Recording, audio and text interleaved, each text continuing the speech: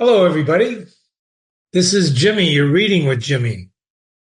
We're analyzing the plot of A Farewell to Arms. We've been analyzing two books, and this is book three, the analysis. Thanks for sticking with me. What a novel. Book three opens up with Lieutenant Henry returning to Gorzia, and he tells us, it did not feel like a homecoming. This is after he was wounded. If you remember, he left Catherine and got back to his base at Gorzia. It did not feel like a homecoming. What do you think he was expecting when he tells us this? Remember, he's the first-person narrator. He's in the story. He's telling us the story. The whole story has already happened, but he's laying it out chapter after chapter, and he's telling us how he feels, what he thinks, what dialogues are, what he does, etc., etc., etc. He can, in fact, decide what he tells. All the details are his and his alone of choosing. So what he tells us, we have to try to always understand why he's telling us, what he's telling us, when he's telling us. So this is a really sad comment, this sentence. It didn't feel like a homecoming, because he is coming home, or is he coming home?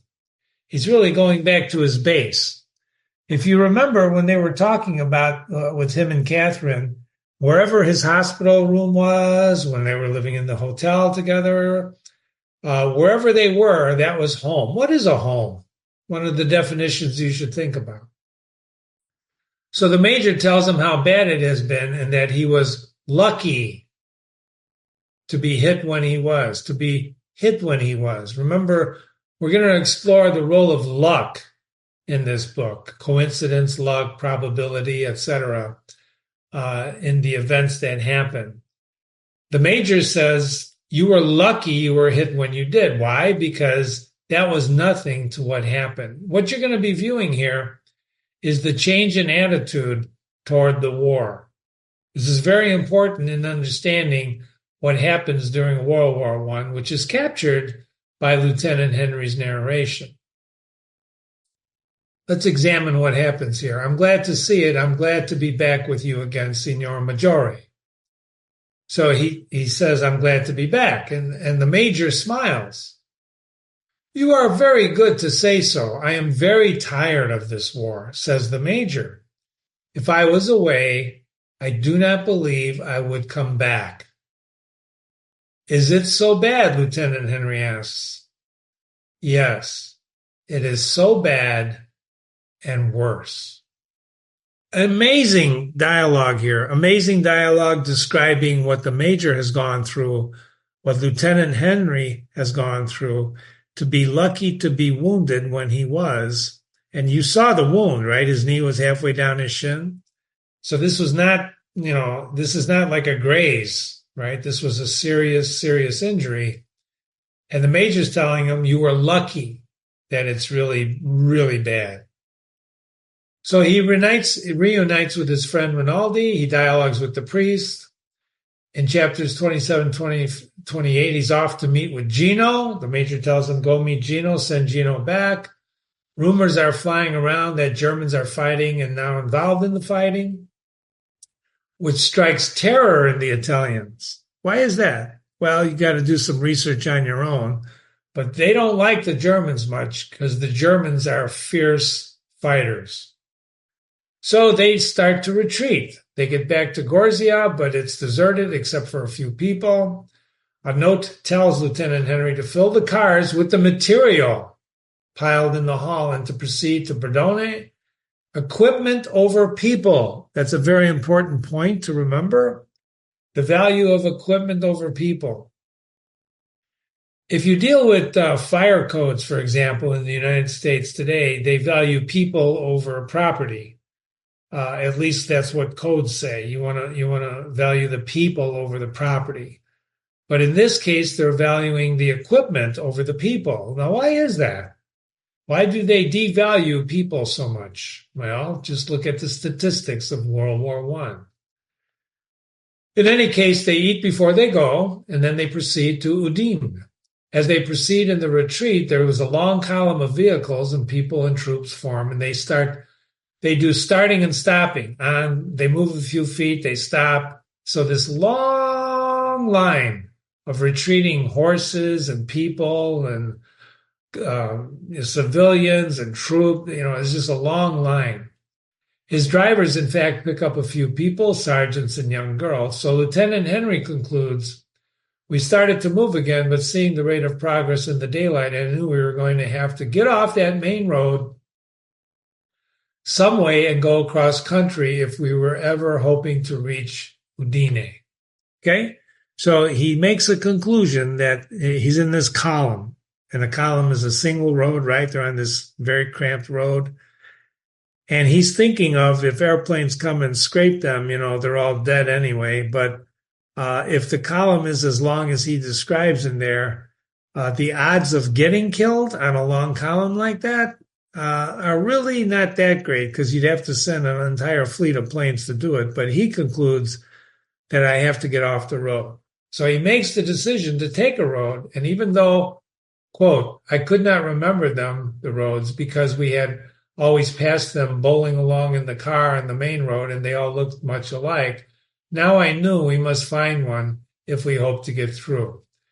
One of the things you should learn in this book is geography. He knows his geography. He remembers them, not all the time, but he does remember them because he traveled them quite a while and often.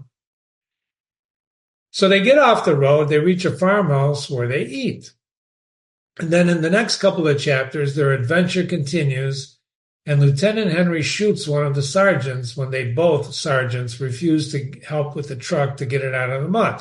If you remember, the truck, one of the ambulances, gets stuck in the mud on the differential, and he wants all hands on deck to get it out. The sergeants leave. He shoots one in the back. The other one gets away. They abandon the trucks because eventually they all get stuck, and they go on foot, crossing the bridges, seeing Germans. And then Amio gets shot by the Italians, according to the narrator. It wasn't the Germans who killed one of his drivers. It was actually the Italians. Friendly fire, you've heard of that. Bonello goes his own way, and Lieutenant Henry and Piani are left to continue the journey.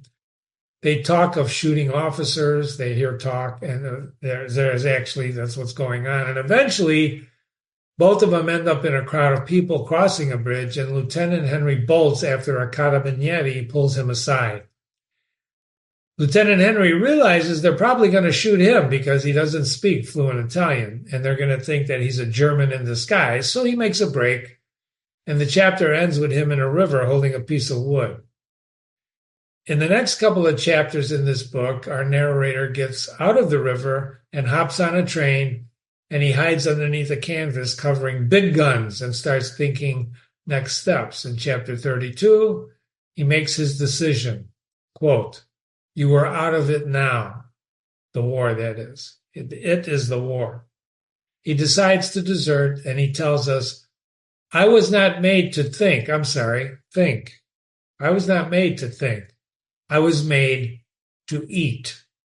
It's a very important statement. I was not made to think. I was made to eat. He rationalizes his decision to desert. Anger was washed away in the river along with any obligation. It was not my show anymore. He's washing his hands of it, kind of like Pontius Pilate washes his hands after judging Christ. Okay, so that's what happens in book 3. But as I said in the opening, this is a very important book in getting to the character of Lieutenant Henry. There's a couple of things that happen in here. Actually, they happen in every book, but this is particularly interesting to Jimmy. So this is one of the most important books as it shows us Lieutenant Henry acting in many complex ways. In the Poetics, Aristotle, considered character to be the second most important element in tragedy. If you remember and you read with Jimmy some of the other books, Jimmy likes to rely on Aristotle's definitions of drama, of comedy, of tragedy, of plot, etc. Why do you do that, Jimmy? Well, I'll tell you why. It's because that Aristotle was a genius but also because his definitions of what tragedy, comedy, drama, plot, character, language stood the test of time. And that's what makes classical literature classical, because they're filled with the definitions that Aristotle gave us. In this case, character is the second most important element, and he believes characters should represent certain qualities or morals, and how those qualities affect the plot's outcome. There could be no doubt that Lieutenant Henry, who's the first-person narrator, his character is deeply involved in the plot of this novel. What's the plot so far? Man joins the Italian army, gets wounded, gets operated on, survives, has therapy, goes back to the front, deserts the army. That's the plot so far. What's driving this plot is really the underlying underbelly of this plot is the war itself. There's a war going on, and what he does as a quote-unquote volunteer in the Italian army, he didn't have to join this is an American, and he joined the Italian army. Now, he's not at the front lines, although he gets wounded at the front. Why? Because he's an ambulance driver. But his actions and his description of the actions, what he tells us about his actions, help us understand his own character. Because remember, he's in the story. He doesn't have to tell us what he tells us. There's reasons why he does it, and you have to figure that out. So Aristotle believed that the best tragedies have a balance between good and evil characters. Right? Who are the good characters in this story? Who are the evil characters in this story? Are there evil characters in this story? Can the war, Jimmy, be considered a character? Of course it can. War is, that's evil. Is it war evil? Well, it depends on your point of view, Jimmy. I know war. I believe war is pretty good sometimes if you got a real reason for it. Well, that's your problem. But our problem is really understanding what's going on in this story. And the opening of the story, if you remember, right? The river, the dust on the rocks, the beautiful pebbles, the troops marching. The war destroys everything around it. Nature, it destroys everything around it, including perhaps the people. Lieutenant Henry undergoes a change in this story, and you're going to have to figure that out with me even after we finish the novel. But The Farewell to Arms has many different characters who represent different qualities and morals. Would you agree with that statement? I think you should. Lieutenant Henry's character qualities and morals are especially important because he's the narrator of the story. So, for example, if he's a crook and he's telling us the story, you would expect if he's a crook, he may not be forthright, right? But so far, his reliability, which is what we'll talk about, is kind of so-so, right? We've looked at that already. We know what kind of person he is, right? He's a sensual guy, isn't he? It's all about him. Until he tells you or tells us that he loves Catherine. And the question you have to answer before the novel ends is, does he really love her? Does she really love him? So we take take note of his character through his actions. And while we can go back to the previous two books, I want you to stick with book 3 for a moment and examine his character, since Lieutenant Henry drives this plot forward. So when he returns to the Major, and he says it's not much of a homecoming, which we discussed, he tells us his conversation with him, which we just covered. So remember, we would always keep in mind why. Why is Lieutenant Henry telling us what he's telling us? If I was away, I don't believe I would come back. You know what happens at the end of the book, of this book, not book 3? He deserts. Do you think he's telling us this because, don't forget, all of this has already happened to Lieutenant Henry. It's over. He's the first-person narrator. He's trying to tell us this story of what happened to him when he was an ambulance driver in the war, blah, blah, blah. So we already know the outcome. Now, Jimmy, you're cheating because you already read the whole book and we didn't, I know. But I'm telling you right now, you don't have to right now. finish the story. You will finish the story, but examining book 3 and knowing the outcome of book 3, at the end of book 3, we already said he deserts. In fact, he gets on the train under the canvas with the guns. Do you remember the scene in the first book where he was talking about the guns being quote unquote camouflage, only use leaves and trees, those big guns? That there's a reason he was telling you that, because he's really in guns. At the end of this chapter, he's basically deserting and he's underneath a canvas with guns, or he will be. Okay? But he does desert because he's afraid of being shot as a German in an Italian uniform. Got it? So keep in mind, we're looking at his character. The story is over in his mind, and he's just retelling it to us. So why is he telling us this? Well, to prepare us for his own desertion. Lieutenant Henry. Forget about Hemingway writing the story. We're looking at Lieutenant Henry. Jimmy, are you saying did Hemingway desert? No, who cares what Hemingway did? He's just the writer. We're looking at Lieutenant Henry. Understand? If you have questions, email me, Jimmy@readingwithjimmy.com, Jimmy@readingwithjimmy.com.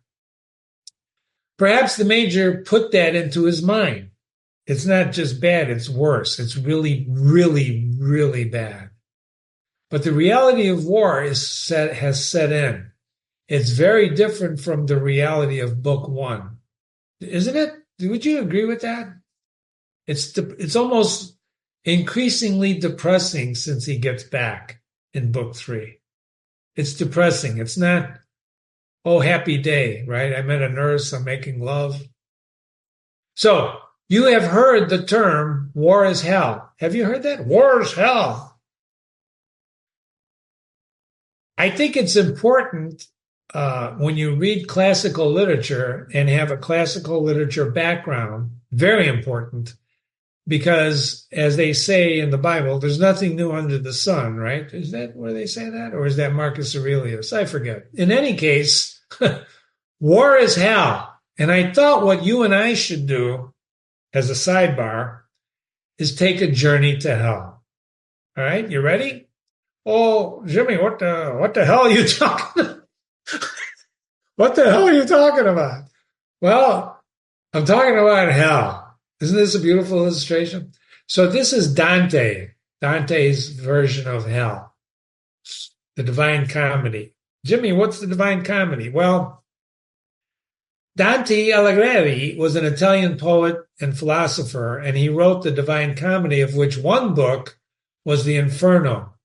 The Inferno. And this was a poem about Dante's journey through hell with his buddy Virgil, classical poet, right? Virgil, which he saw. Now, when you read that, maybe, you know what? Make a note, Jimmy. I'm talking to myself. Maybe we'll read Dante's Inferno. If we don't, you should. Because see this, abandon all hope, ye who enter here. So if you're going to come to hell, abandon all your hope. And Dante in the Inferno saw hell as circles of sin. He's a Renaissance guy, so there's the Catholic Church exercised great influence on thinking, blah, blah, blah. So if you know the 7 deadly sins, have you heard of the 7 deadly sins? Pride, greed, lust, envy, gluttony, wrath, and sloth. 1, 2, 3, 4, 5, 6, 7.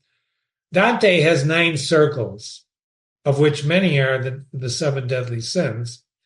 And so the Inferno has 9 circles, each of which is a sin of gradual seriousness. Jimmy, how true is this? Doesn't matter how true it is, how false it is. This was Dante's vision of hell. So just like we're reading A Farewell to Arms, Lieutenant Henry's story, this is Dante telling us about his little journey to what his imagination, perhaps, told him what hell was like. And I'm doing this for a reason, and hopefully when we start our journey through hell, you can guess the reason. Ready? Okay. By the way, this is going to help you understand this a little better, especially if we believe Aristotle that character is supposed to teach us about the morals. Let's go back for a moment. What Aristotle was saying, qualities or morals. Characters have qualities or morals. Okay. The first circle of hell, according to Dante, is limbo, and that's where people who never knew Christ, they go there. They go there. What does that mean? Well, they never knew Christ, so they had no chance to be redeemed. Now, Jimmy, we're talking religion. Forget about that for a moment. This is Dante. This is what he believed. You don't have to believe it. You have to understand it. Remember, we're not reading classical literature to necessarily believe it, but to see how other people lead their lives and how to lead our own. But we are reading classical literature to do two things: understand it and appreciate it.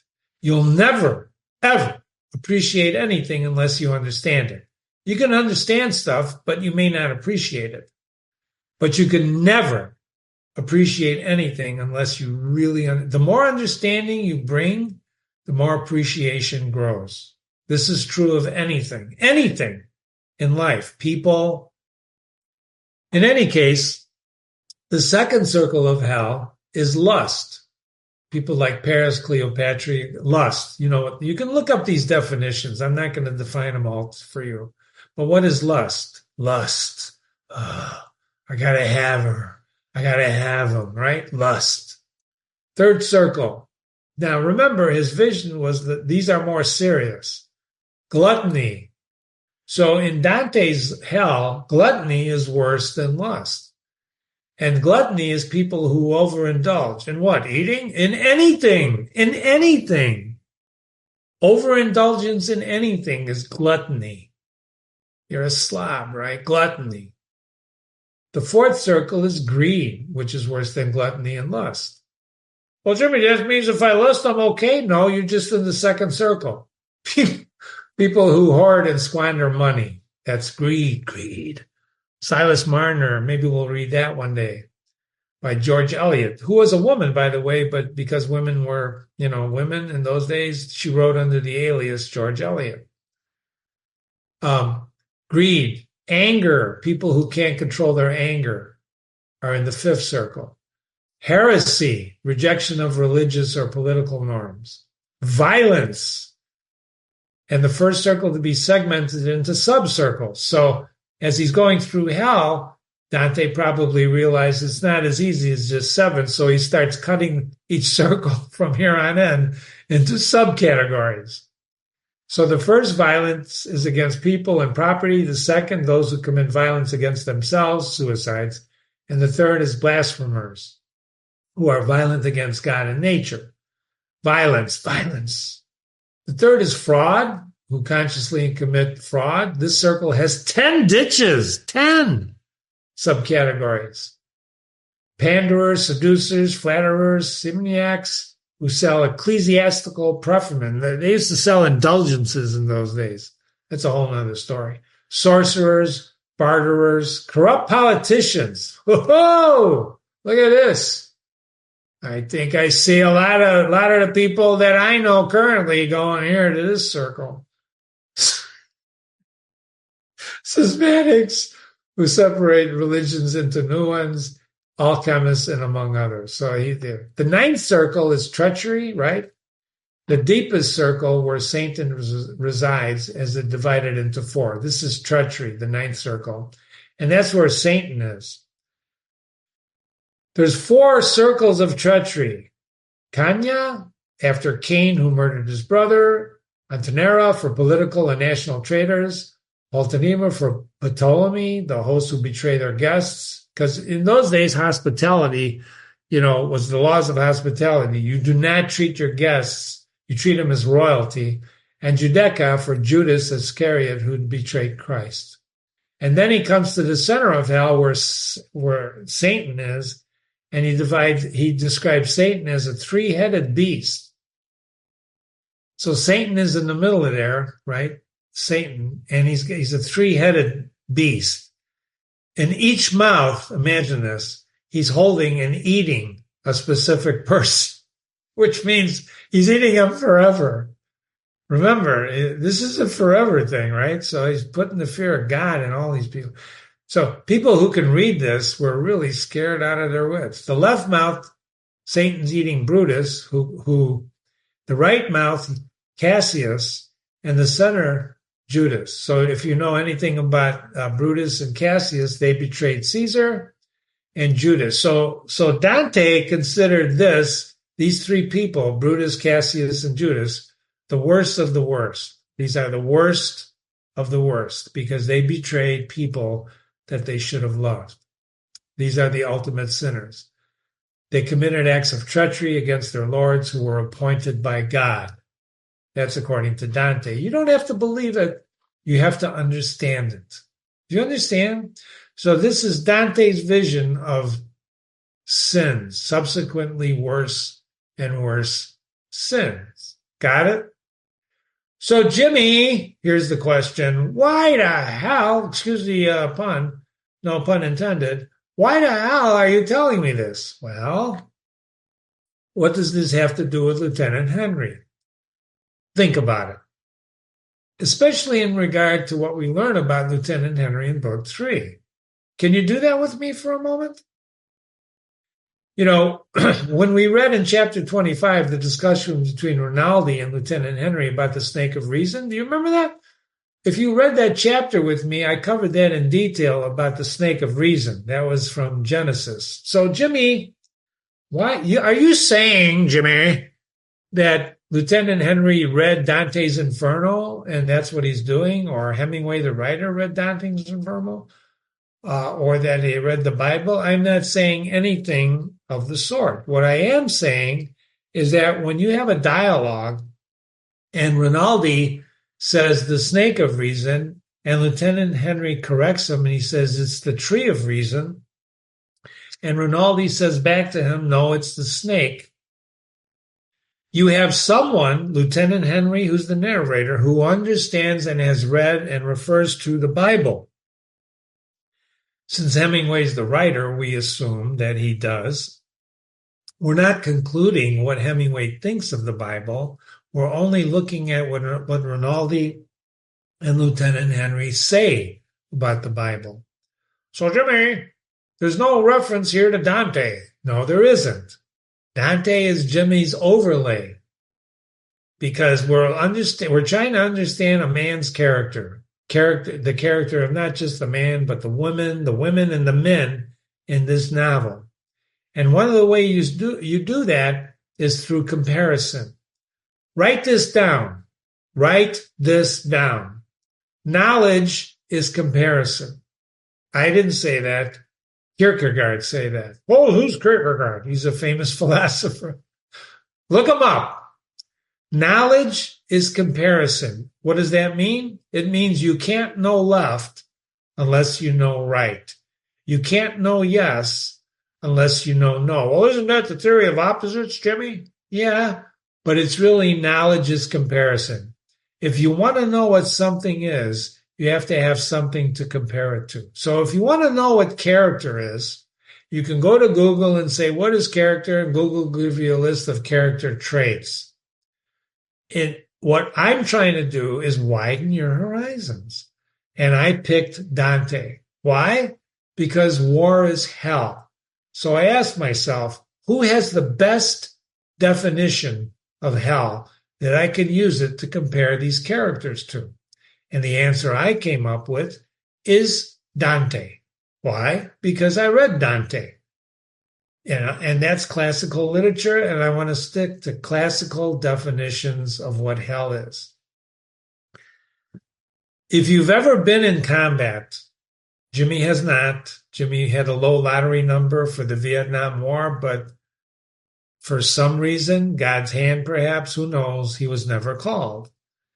But Jimmy's been in business warfare. Jimmy has been fired 3 times, which is like death in combat. Jimmy's been, his back against the wall. Jimmy's been in fights, fist fights.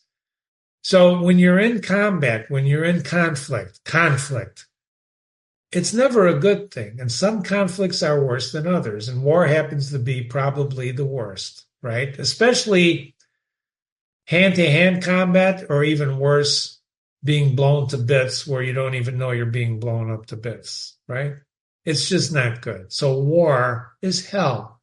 Hell is an interesting word because you can't know what hell is unless you know what heaven is, right? That's just what we're talking about. So I wanted to know what hell was. I went to Dante and I got these circles. So then I want you to do, and just think about this for a moment. This is the reference to the apple was reason. No, it was the snake, he says. The tree of good and evil was forbidden by God. The snake came along, tempted, you'll be like God. And what does that mean? That means they lost their innocence. What is innocence? Look it up. Innocence is what you lose. What did they mean by a loss of innocence? The conversation with the priest reveals Rinaldi because he thinks he has syphilis. So he's going down the road of having too much whatever, and he thinks he has syphilis. And then this comes up in the conversation with the priest. The priest being a man of God, hence hell, hence Dante, right? Perhaps I've improved, baby, you don't know, but there are two things in my work. Those are the only two things. Drinking and whoring around. They're both not good for his work. You'll get the other things. No, we never get anything. We are born with all we have, and we never learn. This is a depressing statement. We never get anything new. We all start complete, and you should be glad not to be a Latin. This is Rinaldi saying this, because Rinaldi is depressed. He thinks he got syphilis. We are born with all we have, and we never learn anything. Is that true? You believe that? I don't believe it, but when you're depressed and you think you have syphilis, you may believe it. I don't know. This is a person who also can't control himself. He's turning into a good surgeon because he's got a lot of bodies to work on. A lot of people being wounded. So he's getting a lot of practice in, but he's also drinking too much and he's fooling around too much. So now he thinks he's got syphilis and we find that out. And, whose fault is that? Whose fault is it he drinks too much and fools around too much? Whose fault is it? Come on. You know the answer. It's his fault. Would you agree with that? It's his fault. It's his lack of discipline, his lack of control. And yet he concludes that we're born with all we have. We never learn anything new. Blah, blah, blah. So then Lieutenant Henry reports on his conversation with the priest, who's the man of God, right? They talk about the war. The priest says, I think it will be over soon. I don't know why, but I feel it. How do you feel it? You know how your major is gentle. The major is gentle. Many people are like that now. Remember, this is the major who said it's really, really bad. Many people are gentle now. They're not gung-ho for the war. I feel that way myself, he says. Lieutenant Henry says. It's been a terrible summer. He was sure of himself than he had he was surer of himself now than when I had gone away. The priest was surer of himself. He's coming onto his own. You cannot believe how it has been, except that you have been there and you know how, right? Now I am depressed myself, I said. That's why I never think about these things. I never think about these things. What things? The war. I never think, and yet when I begin to talk, I say the things that I have found out in my mind without thinking. What the hell is he talking about? I never think about these things. I never think, and yet when I begin to talk, I say the things I have found out in my mind without thinking. Does that mean he just blurts shit out? I had hoped for something, says the priest. Defeat, the narrator asks. No, something more. There isn't anything more except victory, and it may be worse. What is the narrator talking about? Defeat? I hoped for a long time for victory. Me too. Now I don't know. It has to be one or the other, says the narrator. I don't believe in victory anymore, says the priest. I don't believe in defeat, though it may be better. Which is it? Come on, Lieutenant Henry. Is defeat better or is victory better? Well, what do you believe in? In sleep, I said.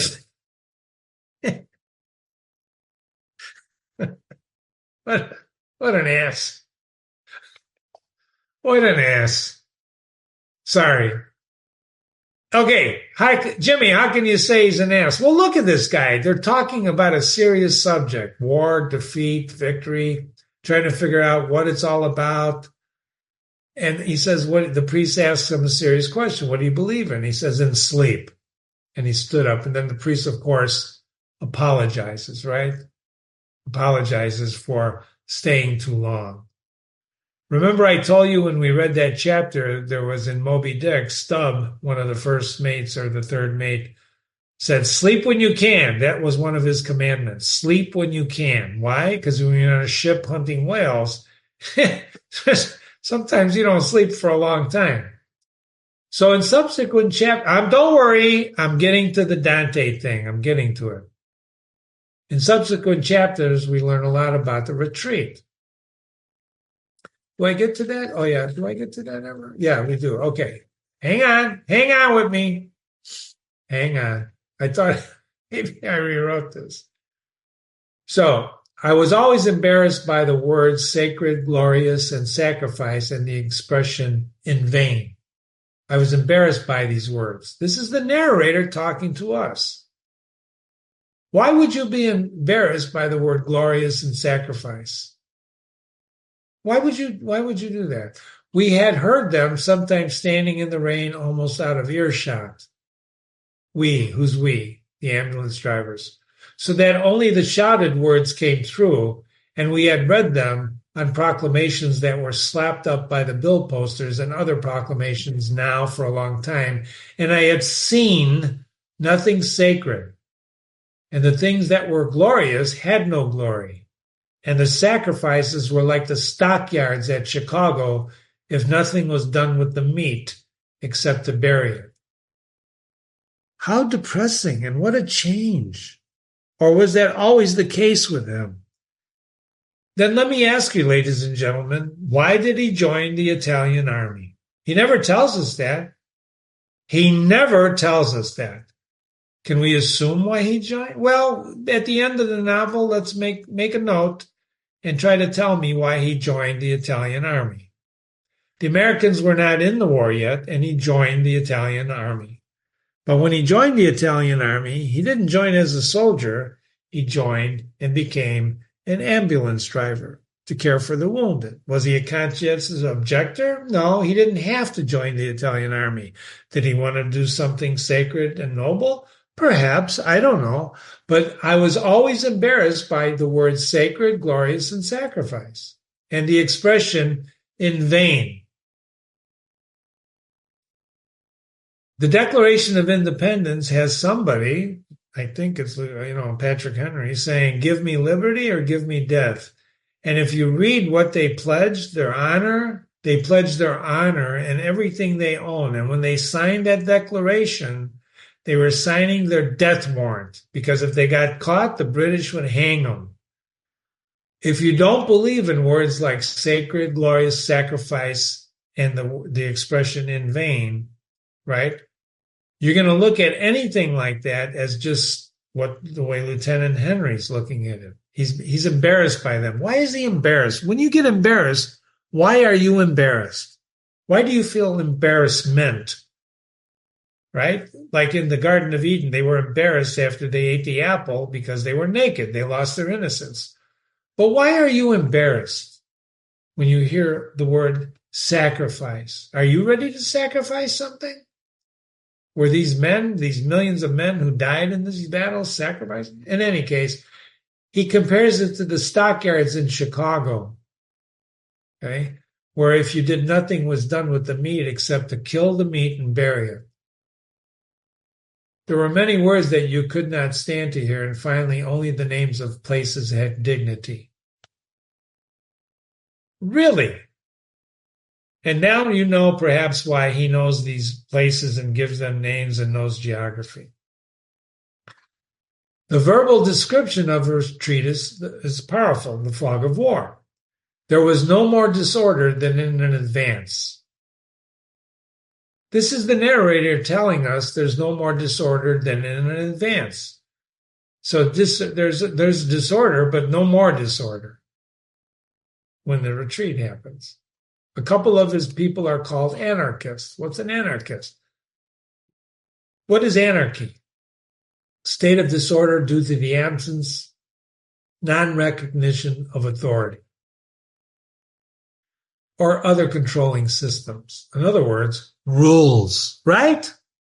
You have to have rules. You have to have a code. Without a code, you have anarchy. Without laws, you have anarchy. And an anarchist is a guy who promotes, woman, whomever promotes no rules. Ladies and gentlemen, well, Jimmy, what are you saying?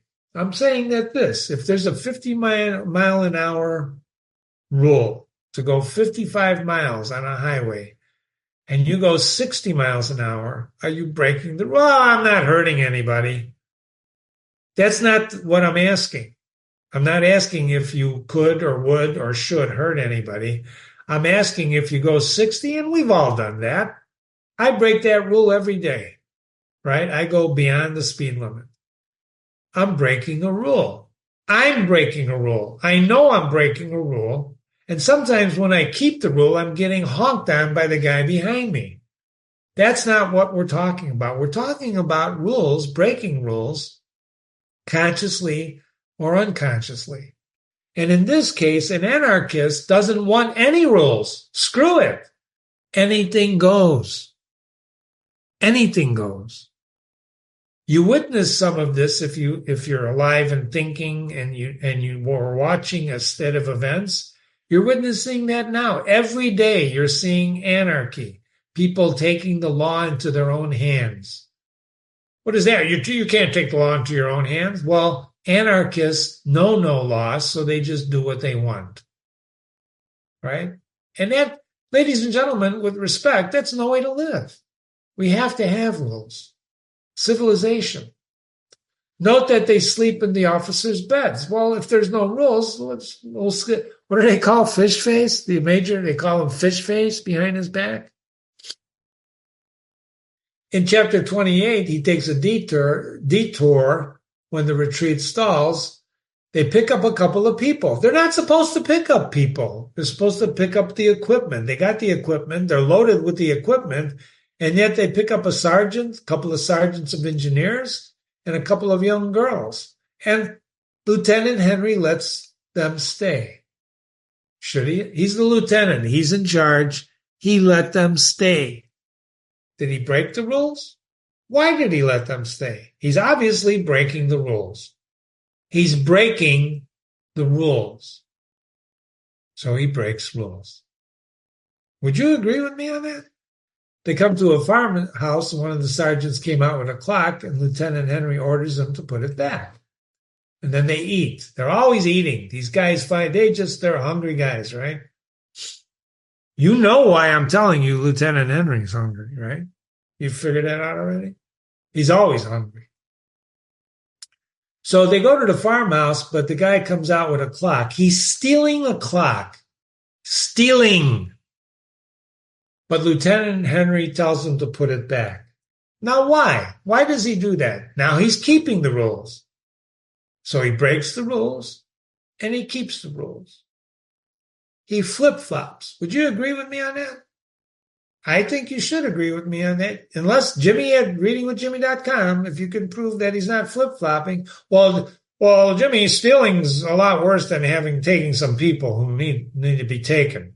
Well, wait a minute. Wait a minute. How many people are in the retreat? And why should he pick 2 sergeants and 2 young girls and allow his men to pick up the people? Right? If you're going to make a rule, keep the rule. If you're going to break the rule, break the rule. In chapter 29, he actually shoots a sergeant in the back as he's running away when the sergeants say, I don't want to help you anymore to get these cars out of the mud, right? I don't want to help you. And they start walking away. And he orders them 2-3 times, stop, come back. And then he shoots again, empties the clip, right? just shoots the guy in the back, and the other guy gets away. He shoots him in the back. Why? Well, because you're deserting. You're deserting me in my time of need. Me, my crew. You're deserting. I want you back here. I gave you a lift, and whatever he's thinking. He shoots the guy in the back for breaking the rules, for leaving the scene. Right? Did the sergeant have the right to do that? Well, everybody else is retreating. And we end up finding out Lieutenant Henry does too. But he's telling us in his story, as the narrator of the first person, he shot the guy in the back. He committed murder. Murder. Well, Jimmy, it's war. There's no murder here. There's no murder here. Send me an email. I think it's murder. Right? He didn't have to do that. He didn't have to put the clock back. He didn't, you know what I'm saying? He didn't have to order him, but he could have let him go. What? But he killed the guy. And then Bonello goes and shoots him twice in the head to, quote, finish him off. Bonello takes pleasure in grabbing, not grabbing, but he gives him his pistol. And Bonello runs down, doesn't even know how to shoot it. Lieutenant Henry has to say, well, you got to cock it first, right? And he shoots the sergeant twice in the head. What the hell is going on here? What the hell is going on here? Besides, they never get the vehicles out in a month. So they start to walk. They don't even get the vehicles free. So in chapter 30, they realize these Germans are involved. Amiel gets shot by friendly fire. It's him and Piani. Bonello leaves them as well. Lieutenant Henry gets carved out of the line by the Carabinieri, and he concludes that he's going to be shot, and he escapes down the river, and he was terrifically hungry. And we don't see him yet, but in the next book, you're going to see him hop a train and be with the guns. This is where he really deserts. Right here is his rationalization of, and you should study this. You should study this. Because he's leaving his obligations behind. He's making a conscious decision to desert, to leave. You were out of it now. You had no more obligation. If they shoot floor walkers after a fire in the department store because they spoke with an accent that they had always had, then certainly the floor walkers would not be expected to return when the store opened again for business. What the hell is he talking about? He's comparing his situation to floor walkers in a department store who speak with an accent after a fire. So the fire is the war, the department store burnt down, and they're going to be shot when they come back because they shoot with an accent. Talk about a stretched analogy. Talk, what the heck is going on here? They might seek other employment if there were any other employment and the police did not get them. What the hell is he talking about? Anger was washed away in the river along with the obligation. The river is cleansing. Remember the river in the first chapter, the beautiful river? It's cleansing him of his obligation. He's washing himself of his obligation. This is an allusion to Pontius Pilate, right? Well, Jimmy, it doesn't say that. No, but water is very important. Rain is very important. Water is one of those elements like fire, right? It's one of those essential elements that we all know. We all need water. You can't survive without water.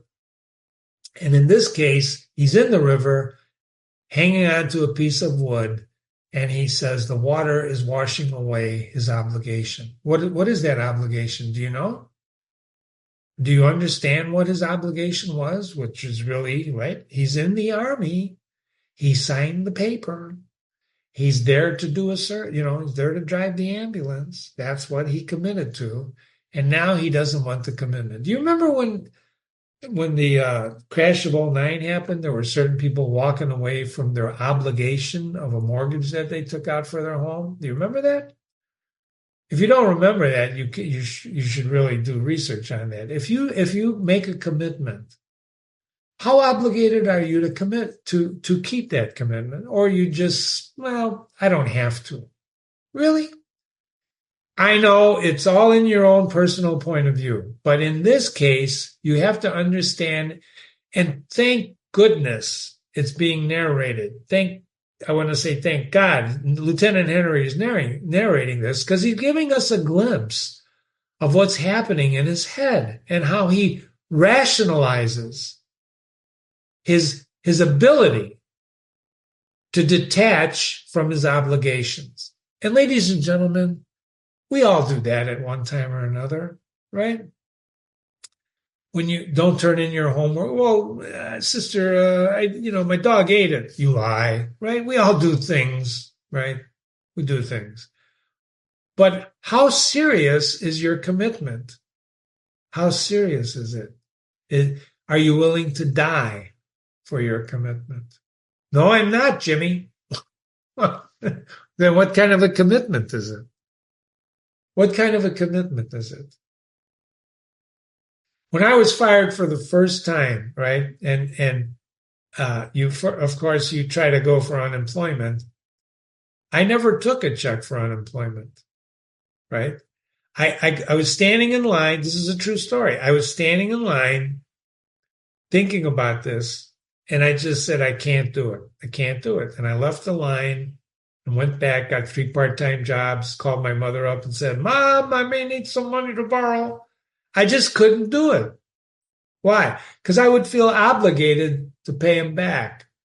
I would feel obligated to them to do something back. It's just me. Anger was washed away in the river along with any obligation, although that ceased when the carabinieri put his hands on my collar. That. What's that? That's a demonstrative pronoun. The obligation ceased when the police put his hands on my collar. Why? He had torn off his stars already to try and hide the fact that he was an officer. He was just afraid because he had an accent. I would have liked to have the uniform off, although I did not care much about the outward forms. Right. I had taken off the stars, but that was for convenience. Really? What the hell does that mean? It was no point of honor. I was not against them. I was through. I wished them all luck. You see what he's doing? There were the good ones and the brave ones and the calm ones and the sensible ones, and they deserved it. What? The war. But it was not my show anymore. And I wish this bloody train would get to Mestre and I would eat and stop thinking and I would have to stop. Piani would tell me that they had shot me, right? That's what Piani, he thinks. That's not necessarily what they would do, right? I wondered what they would hear in the States, dead from wounds or other causes. Good Christ, I was hungry. And then jumped down. I was not made to think. I was made to eat, right? And so let's go back now. He's rationalized it. He's done, right? Water washed through it. He's on, right? He's on the train with the guns or whatever. So I want to go back now and just review Dante's circle in relationship to Lieutenant Henry's character. Okay. Here they are. Here they are. 9 circles. Lust, gluttony, greed, anger, heresy, violence, fraud, treachery. I think, see the yellow? I think that's the moral character of Lieutenant Henry. That's what you can say about him. Oh, Jimmy, really? Really? Well, lust. He lusts for Catherine. In the first couple of books, we already saw. Somebody has to tell him, like Ferguson or Gage, has to tell him, would you just give her a break? She's here every night. She's wearing herself down because of you. All he wants to do is have sex with her, right? He's just crazy, right? It's not about her. It's about him. He's lustful. Lustful. That's what he did before. There's a bawdy house, drinking, gluttony. This guy eats all the time. He was wounded eating. He got medals for eating spaghetti. Please. Greed. Well, he doesn't seem to fit here, but he gets side drafts from his grandfather. It's a selfish desire for something, especially wealth, power, or food. He is greedy. He's greedy for life. Excuse me. He's greedy for life. Really? Anger. Does he really get angry? Well, I think he does with the officer on the train that wanted a seat. He was going to fight the guy, but the compartment was against him, right? They were against him. He felt them against him, so he would lose. He's an angry guy. Not right? Heresy. He doesn't believe. He rejects religion. He belongs. Violence. He murders the sergeant. Fraud. He deserts his obligations. He's a fraud. Jimmy, you're being too harsh. Well, you don't have to believe me. Make your own judgments. Well, Jimmy, I think he doesn't fit in any of these circles, quite frankly. Fine. Be like that. Whatever you think. If you think he's Rock Hudson and he's this lover boy, great. Treachery. Is this guy treacherous? What is treachery? It's a betrayal of trust, deceptive action or nature. It's exactly what he does when he deserts. He betrays trust. There's a saying, when the going gets rough, the rough get going. And in this case, they opt out. He's completely selfish. And notice how he uses his money. He wants to give everybody the money. Some people don't take it, and they say, no, I'm not doing this for the money. They want to help. They genuinely want to help. Does this guy want to help anybody? I don't want to shape your opinion of him until we finish the book. But we're done with book 3 now, and some serious stuff happened in book 3. He kills a man. He deserts, right? He's making his decision to leave the Italian army. So some serious stuff is happening to this guy that he's telling us about. Well, Jimmy, didn't you say he doesn't have to tell us about that? He doesn't, but he does. Why is he doing that? Is he looking for us to forgive him? Is that what he's looking for? Forgiveness? Do you forgive a guy like this? Can you forgive a guy like this? That's going to be part of what we talk about. Okay? His decision to desert is rationalized. And if you Google some of the material written about this novel, you might read things like this. Okay? If you Google and you start asking questions of Google, why did he desert? This is one of the things you're going to read. While other soldiers like the lieutenant colonel accept their death sentences, Henry believes he has something more important than the war to live for, so he deserts his duty and his death and chooses to embrace love. Pardon me. Or, yeah, that was a raspberry. Throughout the novel, Hemingway hints. See, the minute you read crap like this, this is total crap because Hemingway doesn't hint anything. Lieutenants hired to leave the war, his eventual desertion, the prominent events that lead to his personal farewell to arms were Catherine's pregnancy, the way the public and soldiers treated themselves or treated in the war, and the Italians' inability to handle the war retreat.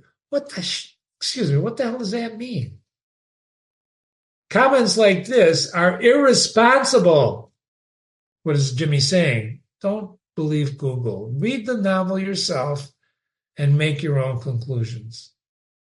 Based on your reading of these books, you can see through this. Hemingway has nothing to do with this. He's just the writer. It's the narrator's actions that you must judge. The narrator's actions.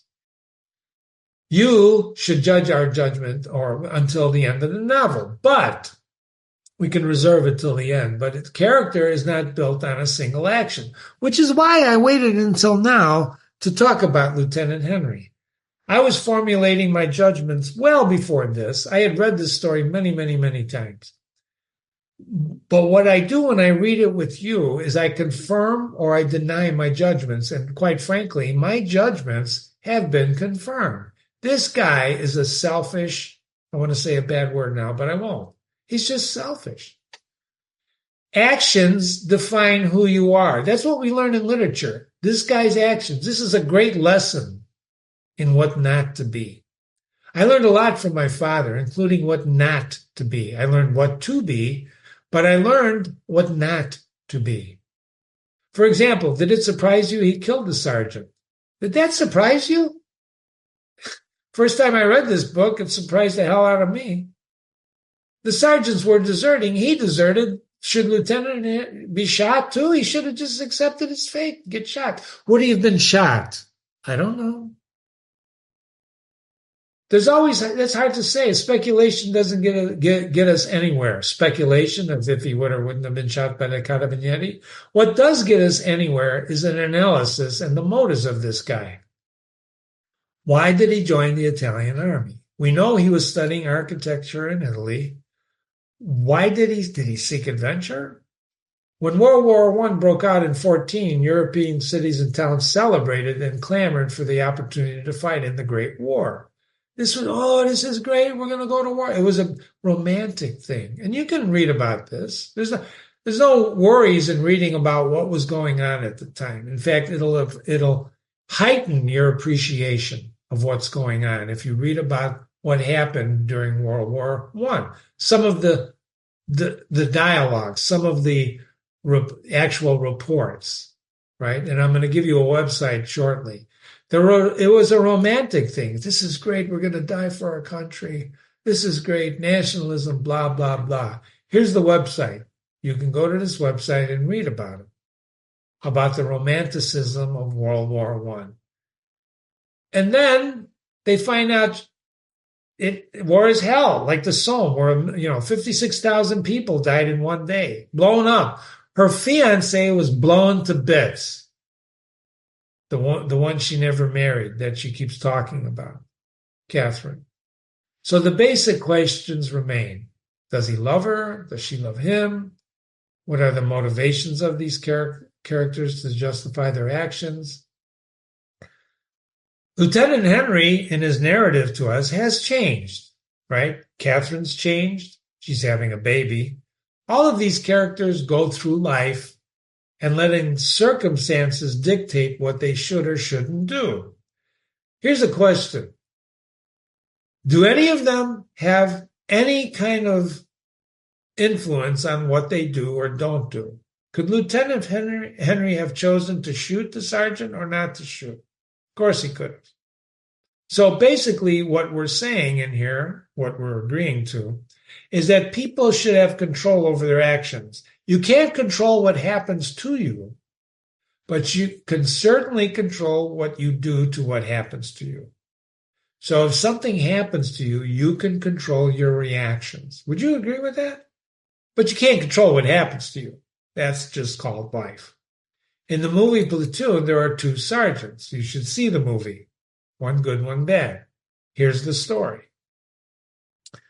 They're in a foxhole. This is Vietnam War. They're smoking dope, and Tom Berenger, who's the evil sergeant, comes down. William Dafoe's the good sergeant, so he's in the shelter. It's not a foxhole. It's basically whatever, and they're smoking dope. And Berenger comes in drinking. He's drunk. He's not smoking dope. He comes in there and he takes a slug of whiskey. And he says, "Why are you smoking that shit?" You can see the movie. It's a great scene. And he takes another swig of the bottle, and he goes, "Are you smoking that shit to escape reality?" He takes another drink and he goes, "I am reality. I'm reality. I am reality." And what he means by that is he's in control of their fate. He sends them out into the bush. He sends them out. He controls their fate. He's reality, which is true in particular combat situation. Who controls your fate? What is reality? What is your reality? Who controls your reality? Who controlled Lieutenant Henry's reality? What is reality for him? Why was he so anxious to get back to the front and not wait 6 months for his operation? If war is hell, why did he want to get back there? He could have had 6 months of just recuperation, right? And who knows, in 6 months the war may have been over. Who knows? They thought the war would be over quickly in World War I, but it was not. And there was no reason to believe that there would. In fact, you'll see allusions between Catherine and Lieutenant Henry that their babies may be sergeants or lieutenants in the Army. So what is reality? And how do you handle reality?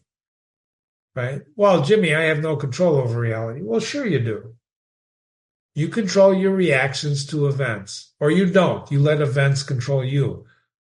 Jimmy's suggesting to pay attention to what happens in this book to these characters. Well, Jimmy, you're getting a little crazy about this. You're going a little too deep for me. Well, then you're welcome to leave. But ladies and gentlemen, you study classical literature so that you're prepared when life deals you a blow. And the basic questions, one of the basic questions in this book is, do you desert your obligations or do you keep your obligations, regardless of outcome?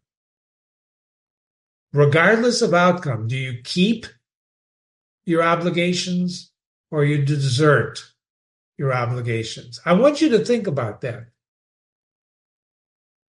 Let me conclude with this. A lemming is a person who follows the will of others, especially in mass movement. And there's some games, I remember early digital games with lemmings running off, heads straight into a situation that is dangerous, stupid, or destructive. That's what a lemming is. A lemming. Are you a lemming? Is Lieutenant Henry a lemming? He doesn't seem to be a lemming. He deserts.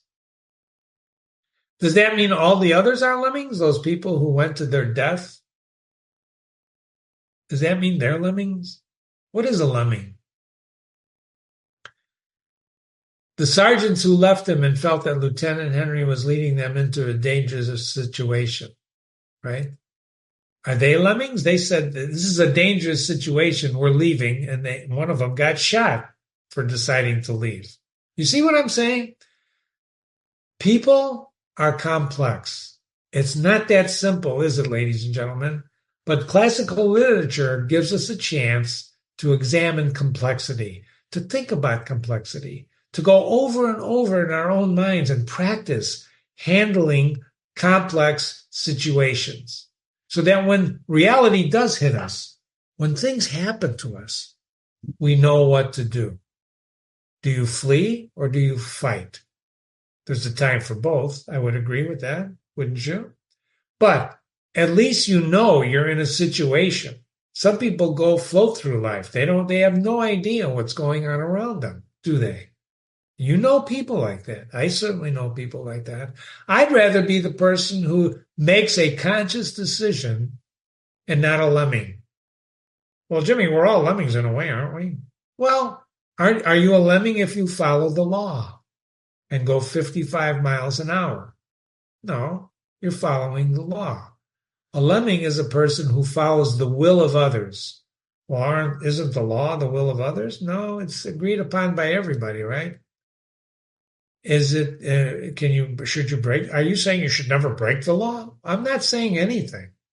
I'm telling you to think about what's happening to this guy, his reaction to what's happening to him and to the others around him. Because, ladies and gentlemen, we are all in a novel. We have people reacting to us. We react to other people. And it's important to understand what is happening to you. Whew. You've been reading with Jimmy. Boy, this is a long one. I hope I hope you're still with me. Thanks for visiting. This is the analysis of Book 3 of Ernest Hemingway's A Farewell to Arms. And farewell, Jimmy. Thanks for saying, buddy. Reading with Jimmy. Jimmy at readingwithjimmy.com. Send me your emails, really, seriously. I want to hear from you, damn it. Thanks again. See you soon for Book 4. Bye.